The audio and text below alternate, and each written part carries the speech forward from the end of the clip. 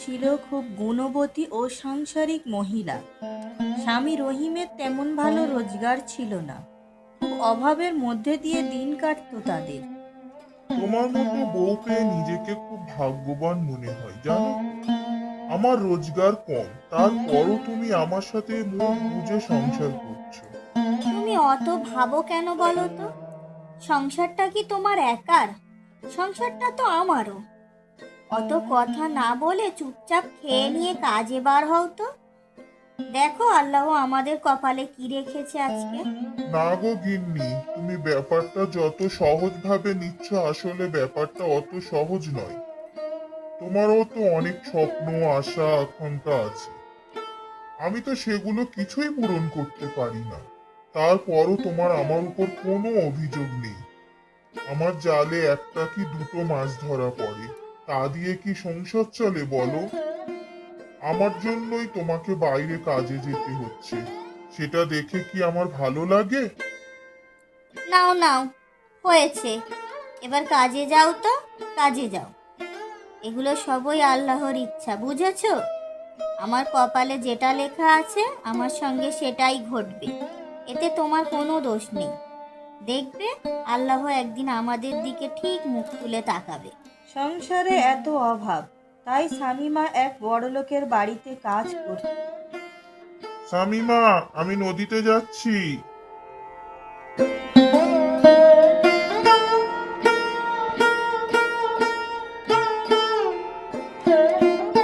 এদিকে বাড়ির কর্তামশাই ও তার স্ত্রী খুব বদমেজাজি ছিলেন। কাজে আসতে দেরি হলেই খুব কথা শোনাতো। আজকে কাজে আসতে এত দেরি হলো কেন? মাইনের বেলা তো কম নিয়ে যাস না? তখন তো ঠিক টাইমে এসে নিয়ে যাস। যখন মাইনে নিতে দেরি হয় না তখন কাজে আসতে এত দেরি হয় কেন? আজকে ছেড়ে দিলাম, এরপর দেরি হলে মাইনে থেকে পয়সা কেটে নেব, মনে থাকে যেন। ঠিক আছে গিন্নিমা, মনে থাকবে। শত লাঞ্ছনা সহ্য করার পরও শামিমা মুখ বুজে কাজ করত, কারণ এছাড়া তার কাছে কোনো পথ ছিল না। রহিম প্রত্যেক দিন নদীতে জাল ফেলতো, কিন্তু মাছ সেরকম উঠত না তার জালে। তার কাছে নিজস্ব কোনো নৌকাও ছিল না, তাই সে মাঝ নদীতে গিয়ে মাছ ধরতে পারত না। নদীর পাড়ে দাঁড়িয়েই জাল ফেলতো, তাতে মাছ হলে হতো, না হলে না হতো।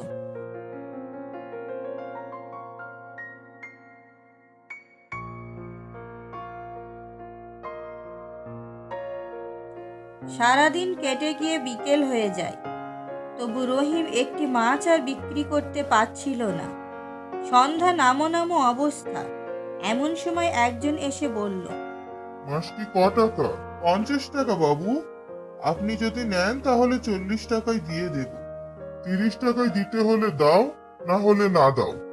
এমনিতেই সন্ধ্যা হয়ে গেছে, এই মাছ আর কেউ কিনবে না। ঠিক আছে বাবু, নিয়ে যাও। এই নাও বাবু, এই নাও তোমার পয়সা।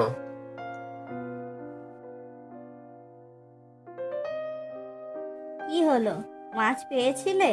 না গো গিন্নি, আজকেও তেমন একটা মাছ পাইনি। জালে একটি মাত্র মাছ উঠেছিল। সারাদিন পরে একজন এসে সেটা কিনে নিয়ে যায়। 50 টাকা দাম বলেছিলাম, তার কিন্তু পোষালো না। সে আমায় 30 টাকা দিয়ে মাছটি নিয়ে গেল। কি আর করব বলো, সন্ধ্যা হয়ে যাচ্ছিল, তাই ছেড়ে দিলাম। এই নাও, পয়সাটা রাখো। তুমি হাত মুখ ধুয়ে এসো, আমি খাবার বেড়ে দিচ্ছি, তুমি খেয়ে নাও।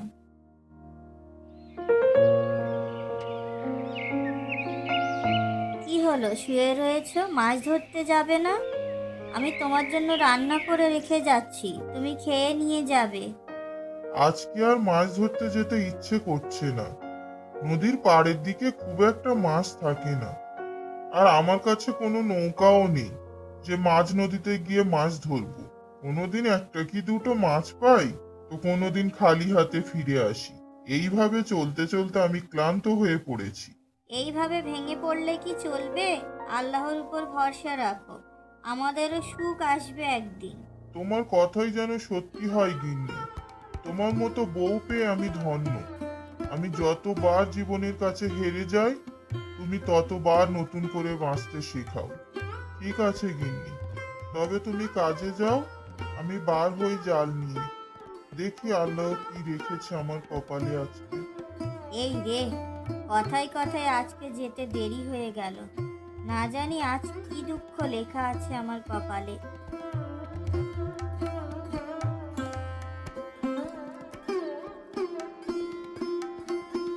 আরে শামিমা, আজও দেরি করে এলি যে? তোর জন্য কি খাওয়া দাওয়া ছেড়ে না খেয়ে বসে থাকবো? না না কর্তামশাই, এই তো আমি এক্ষুনি খাবার করে দিচ্ছি, এক্ষুনি করে দিচ্ছি। মহারানীর এতক্ষণ পরে আসার সময় হলো? তোর কি কথা কানে যায় না? এক কথা বারবার বলতে হবে তোকে? আমার স্বামীর জন্য খাবার করে আসতে একটু দেরি হয়ে গেল। তবে কাল থেকে কাজে না এসে তোর স্বামীর জন্য ঘরে থেকে রান্না বান্না করিস। কাজে আসার আর দরকার নেই। তুই ভালো করে জানিস যে তোর কর্তাবাবু 9টার সময় রুটি খায়। ভুল হয়ে গেছে গিন্নিমা, এরকম ভুল আর কখনো হবে না। আমি এক্ষুনি রুটি করে দিচ্ছি।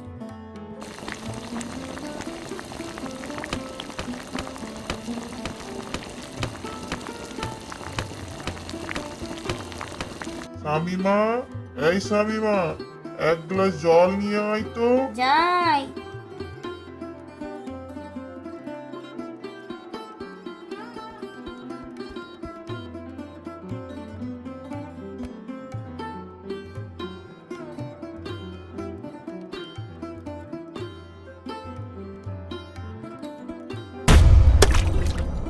এক গ্লাস জল আনতে এত দেরি?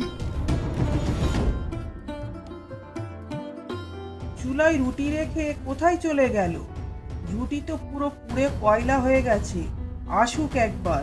এই শামিমা, কোথায় চলে গেলি? আয় এদিকে, দেখে যা কি করেছিস তুই। এই তো গিন্নিমা, কর্তাবাবুকে আমি জল দিতে গিয়েছিলাম। কাজ করছিস না অন্য কিছু করছিস? ধ্যানটা কোন দিকে থাকে তোর?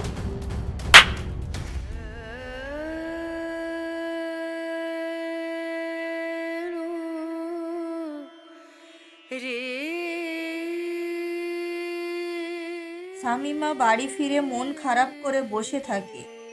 এদিকে রহিম ফিরে এসে দেখে শামিমার মন খারাপ। কি হয়েছে? তোমার মনটা এত খারাপ কেন? আমরা গরিব বলে বড় লোকেদের কাছে আমাদের কোনো দাম নেই। কি হয়েছে একটু খুলে বলো তো। আজকে কাজে যেতে দেরি হওয়ায় কর্তাবাবু আর গিন্নিমা দুজনেই আমার উপর খুব রেগে যায়। কর্তাবাবু আমার কাছে এক গ্লাস জল চায়, সেটা দিতে গেলে উনি দেরি হয়ে গেছে বলে জলটা আমার উপর ফেলে দেয়। এদিকে তাড়াহুড়ো করে জল দিতে যাওয়ার সময় ভুল করে রুটি তাওয়ায় রেখে চলে যায়, আর রুটি পুড়ে যায়। এটা দেখে গিন্নিমা আমার উপর খুব রেগে যায় আর আমায় চড় মারে। তোমাকে আর কাল থেকে কাজে যেতে হবে না, তাতে আমাদের সংসার চলুক আর না চলুক। কাল থেকে আমি আর দেরি করব না। ভোর থেকে উঠে মাছ ধরতে যাব। দেখি আল্লাহ আমাদের ভাগ্যে কি রেখেছে। রহিম ভোর 3টের সময় বেরিয়ে পড়ে মাছ ধরতে। নদীতে জাল ফেলতেই সাথে সাথে একটি মাছ উঠে আসে জালে। আমাকে মেরো না, আমাকে ছেড়ে দাও, আমাকে মেরো না, আমাকে ছেড়ে দাও। কে তুমি? আমি তো এরকম মাছ কখনো দেখিনি। কি আশ্চর্য মাছ! মাছ আবার কথা বলে, এই প্রথম দেখছি আমি। আমি কোনো মাছ নই, আমি জিনেদের ছেলে। মাছের রূপ ধারণ করে আমরা খেলছিলাম, আমি তোমার জালের মধ্যে এসে ধরা পড়ি। তুমি জিন যখন জাল থেকে বার হতে পারছো না কেন? জালের মধ্যে জাল কাঠি আছে, তাই আমরা জাল ভেদ করতে পারি না। তুমি আমাকে ছেড়ে দিলে আমি তোমাকে সাহায্য করব। কি সাহায্য করবে আমায়? তুমি প্রত্যেক দিন এসে এখানে জাল ফেলবে, যা মাছ জালে উঠবে সেটি নিয়ে বাজারে যাবে। প্রত্যেক দিন একজন এসে তোমার সব মাছ কিনে নিয়ে যাবে। তোমার মাছ ধরার আর বিক্রি করার কোনো চিন্তা থাকবে না। ঠিক আছে, আমি তোমাকে ছেড়ে দিলাম। তবে হ্যাঁ, তুমি একবারের বেশি 2 বার জাল ফেলবে না। একবারই জাল ফেলবে, তাতে যা মাছ উঠবে সেটাই নিয়ে গিয়ে বাজারে বিক্রি করবে। তাতে তোমাদের সংসার ভালো করেই চলে যাবে।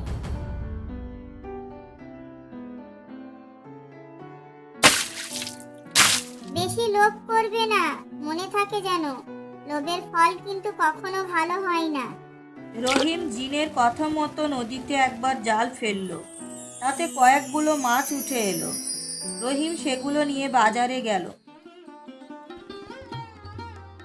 মাছগুলো কত করে দিচ্ছ? আমি সবগুলো মাছ একসঙ্গে নেব।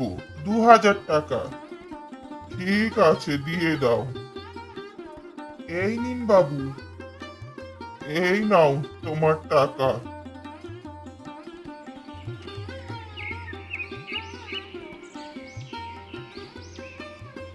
শামিমা, শামিমা, খুশির খবর শুনলে তুমিও খুশি হবে। কি খুশির খবর? তুমি এত হন্তদন্ত হয়ে কোথা থেকে আসছো? থামো থামো, সব বলছি। তারপর রহিম তার সাথে ঘটে যাওয়া সব ঘটনা শামীমাকে বলতে লাগলো।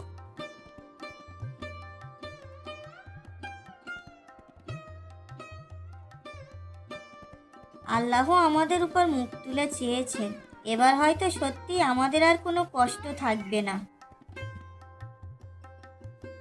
এই ব্যক্তি যে প্রত্যেক দিন আমার কাছ থেকে মাছ নিয়ে যায়, তিনি মাছগুলো নিয়ে কাকে বিক্রি করে আমার একবার দেখা দরকার। তিনি যাকে এই মাছগুলো বিক্রি করে তার ঠিকানাটা যদি জানতে পারতাম, তাহলে আমি নিজে গিয়ে মাছগুলো বিক্রি করে আসব। তাহলে আমার দ্বিগুণ লাভ হবে। একবার জাল ফেললে যখন এত মাছ পাই, আরো জাল ফেললে তাহলে কতই না মাছ উঠবে। আগে দেখি ওই ব্যক্তি মাছগুলো কাকে বিক্রি করে। ওই মাছগুলো দাও। আর এই নাও তোমার টাকা।